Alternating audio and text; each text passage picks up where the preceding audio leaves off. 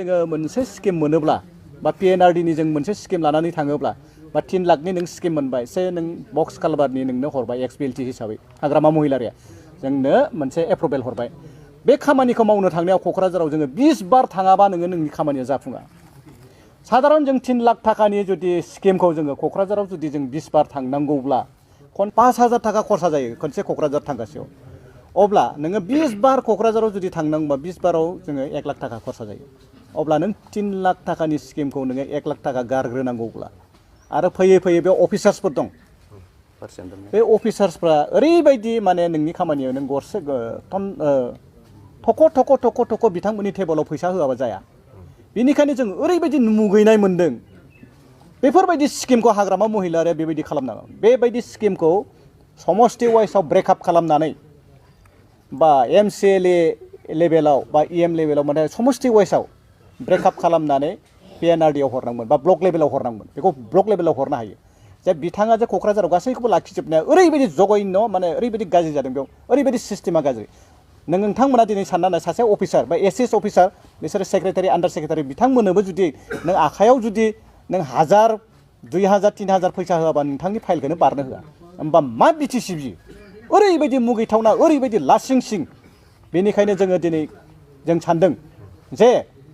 गोरों मानसि नांगौ बिटिसिआव जेसेबांनिखि इएम एमसिएलए दं बिथांमोना जेबो रोङा बुंनो थाङोबा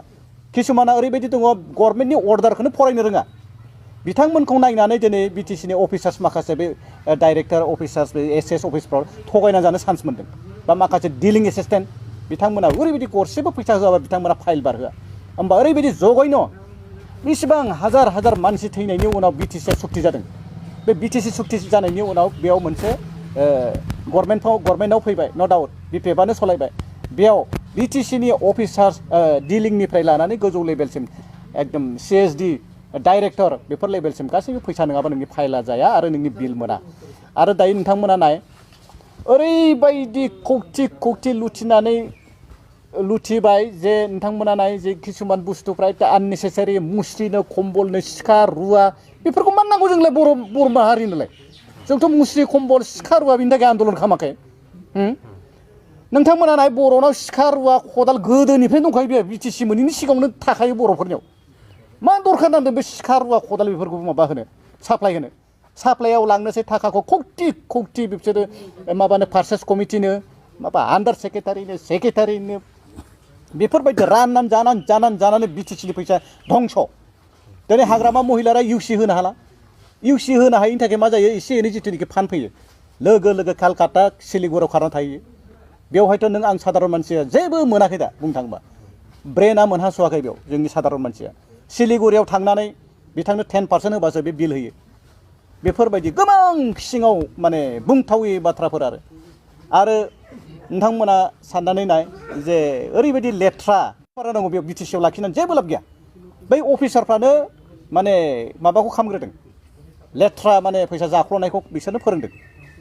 ओरैबायदि लेथ्रा बिटिसिनि अफिसारफ्रा डिलिंनिफ्राय लानानै गोजौ लेभेलसिम खालि फैसा नङाबानो जाया दिनै बिथांमोना फैसा जाख्ल'नायनि थाखाय जेबो मोनाखै दिनै मोनसे स्किम हरोबा हाग्रामा महिलारिया मा बुङो सार बेबायदि जाबाय इसेबां बिथिंबो फैसा होनांबाय खामानि मावाबाबो जायो लास्टआव बुंना मा भाषा जाखो बियो हाग्रामा महिलारिया जे दिनै बिदि बुङो थिकादारफोरखौ खामानि मावाबाबो जायो बिल' बख'दो मा भाषा बियो ओरैबायदि जघन्य ओरैबायदि लेथ्रा दिनै जों बेफोरबायदि सरकारखौ मा हिसाबाव जों भट होनो आरो रायजोफोरनाव आरो बिथांमोना मा हिसाबाव भट बिनो बिसोरो लाजिनांगौ दिनै बिथांमोना दिनै आं गासैबो बिटिआरबासिनि रायजो राजा नोंथांमोनखौ आं खावलायदों जे दिनै बिथांमोना गिदिर गोलाव होननानै सोरबा खाम्फा फैगोन सोरबा हाग्रामा महिलारि फैगोन बिथांमोनाव कुइसन खालाम रायजोफोरा जे दिनै लाइन डिपार्टमेन्टआव दिनै मानो अनसुंथाइ मोना दिनै 6 सिडिउलाव जोंनि एसटि मानसिफ्रा WPTनिफ्राय स्पेसियेलि जोङो अनसुंथाइ मोननांगौ दिनै बे अनसुंथाइखौ जोंनि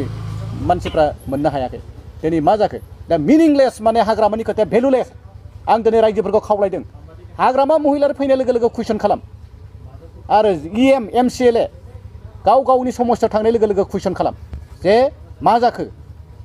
आरो बिथांमोनखौ डेभेलपमेन्टनि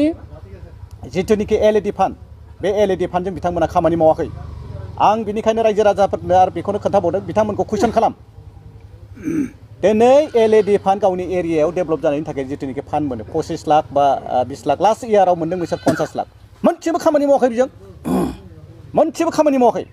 बेनिखायनो कुइसनखौ बिसिनि लिस्टखौ जों नायबाय जि मोजां मोजां लिस्ट खालामदों construction of community hall construction of youth centre मोजां मोजां टाइप खालामनाया लिस्टफ्रा मोनसेबो गैया दिनै रायजोफोरखौनो आं बेखौनो बुंदों जे बिथांमोनखौ कुइसन खालाम गामियाव हाबनाय लोगो लोगो बिसोरखौ मोजाङै जिरायनो हो मान हो बिनि उनाव मोनसे मोनसे कुइसन खालाम दिनै रायजो राजाफोरखौ सिङाव ओरैबायदि थगायदों रायजोफोर आं दिनै खुला खोथा सैथो खोथाखौ आं बुंदों जे रायजो राजा नोंथांमोनखौ थगायदों बिथांमोनखौ कुइसन खालाम आं बारे बारे बुंदों बिथांमोनखौ कुइसन खालाम आं दिनै बेखिनिखौनो